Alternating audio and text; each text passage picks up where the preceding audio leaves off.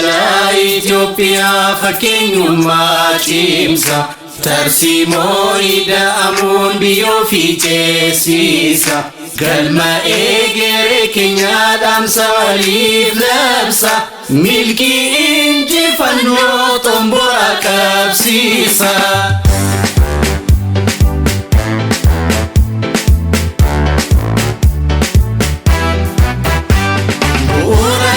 Samburu ganti mamu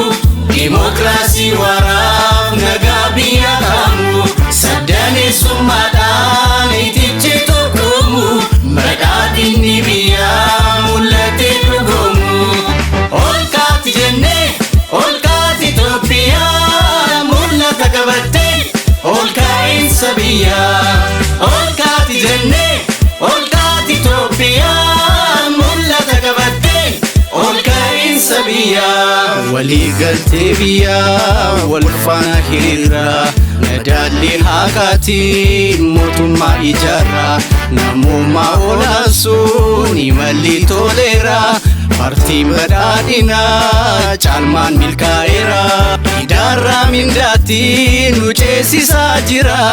maraan martoo idaa hambisuuf biyyarraa madaalli haqaatiin Itoophiyaa ijaarraa yoomuu badhaadhinni injifannoon waaraa.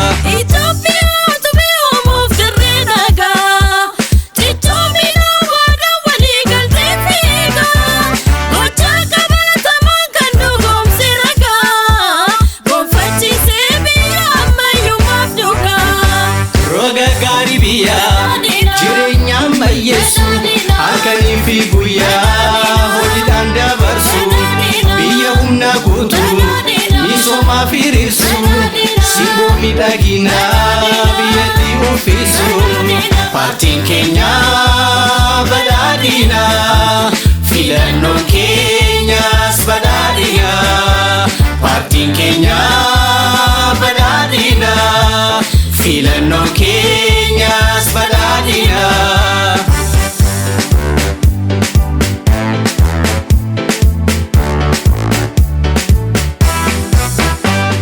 Bu'uura kaleessaan boru kan tilmaamu dimokiraasii waraaf nagaa biyya kamu sabdaneessummaadhaan ititti tokkomu badhaadhinni biyya mul'ate dhugomu ol kaati jennee ol kaati Itoophiyaa mul'ata qabatte ol kaa'insa biyya ol kaati jennee ol kaati Itoophiyaa mul'ata qabatte ol kaa'insa biyya wal faana hiriirsee